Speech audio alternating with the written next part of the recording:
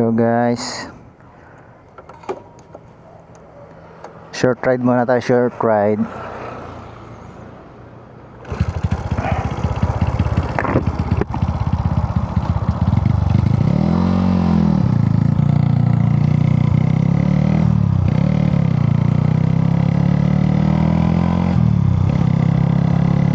Hello guys, no? So welcome pala sa motovlog natin.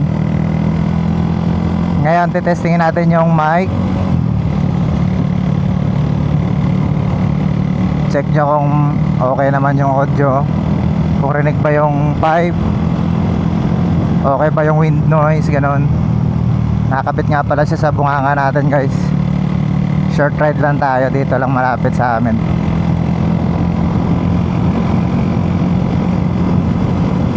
Nagpalit nga pala tayo ng sprocket kasi medyo high speed yung 1432. So try natin tong 1536 para medyo low speed ng konti. Hindi ko alam kung anong performance nito, pero try lang natin. Sabay lang kayo guys.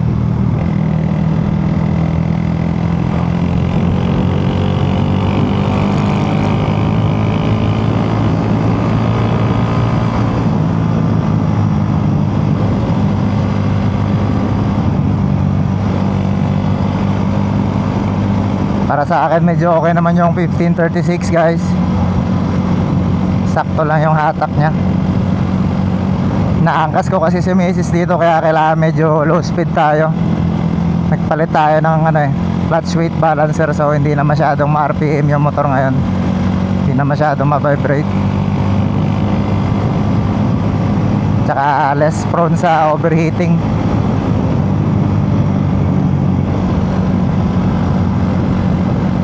Maya siguro titigil tayo, check natin yung footage yung maganda.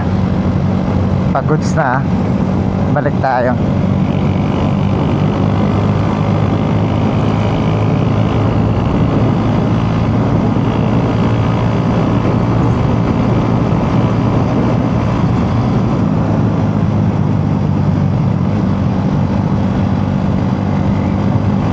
So far satisfied naman ako sa setup natin.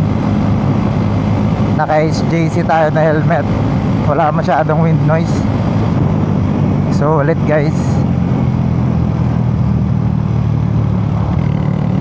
nakuha ko nga pala siya sa price na 6.3 sa Shopee sale. Yung model niya is C71. 2026 lang ito nilabas guys, tapos updated na rin yung safety rating niya. Pagkakatanda ko 2206 ata yung rating nito, ECE rating.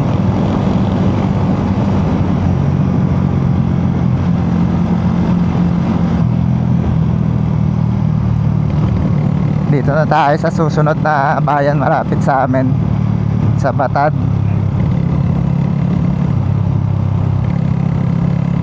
Gamit natin yung camera natin na Osmo na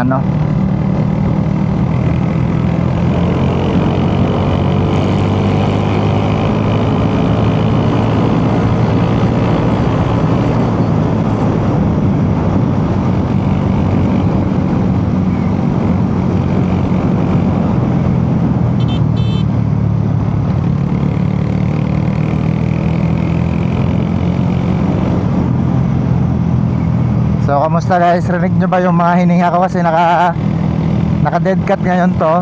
Next time try natin walang dead cut, kasi may short, tawag dito, may short footage ako kanina. Tinesting ko yung audio, parang hindi ko marinig yung pipe.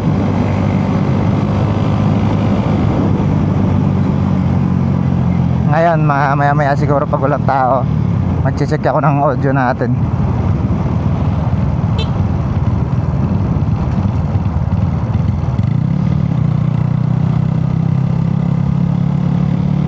Hanap lang tayo ng lilim na lugar.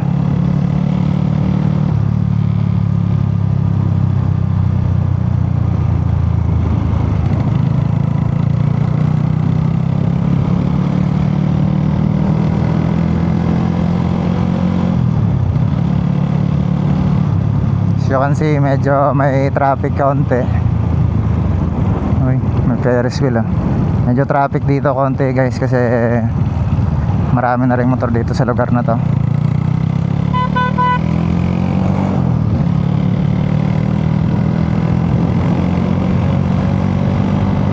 Hindi ko pa nga pala natitesting yung top speed natin nung simula pinalitan to ng clutch weight.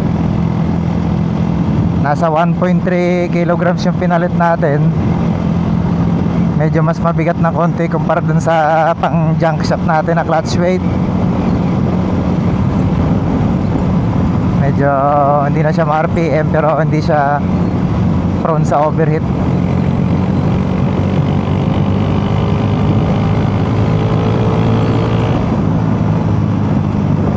Sarap. Yung pipe nga pala natin guys na TSK. Shoutout sa TSK Philippines.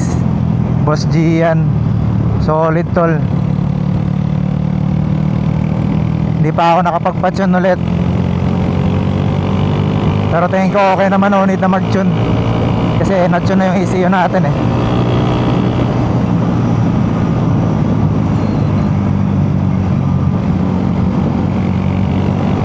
Malapit na guys.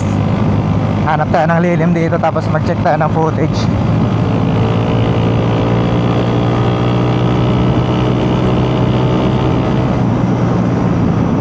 Hindi ka pa makatama sa bato.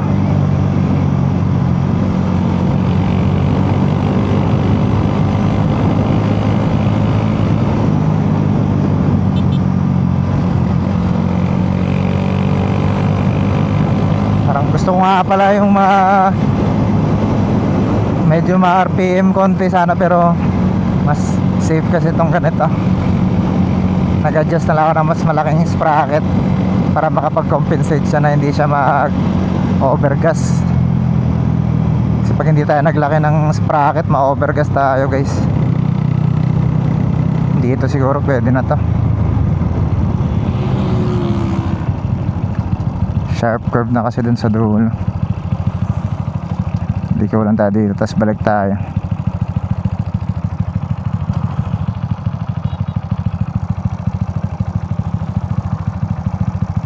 So yun nga no, nag-iiba kasi yung idle nito pagka mainit siya. Doon mo maririnig yung idle rumble guys. Pagka malamig siya, bumabalik siya sa parang normal lang. So it means hindi tayo nag-overheat guys.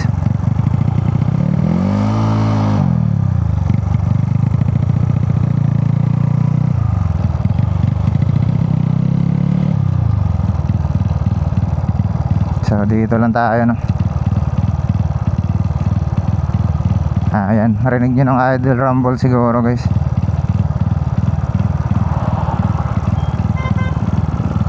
Check natin yung footage.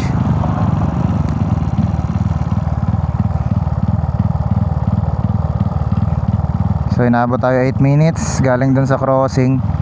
Patayin ko muna saglit.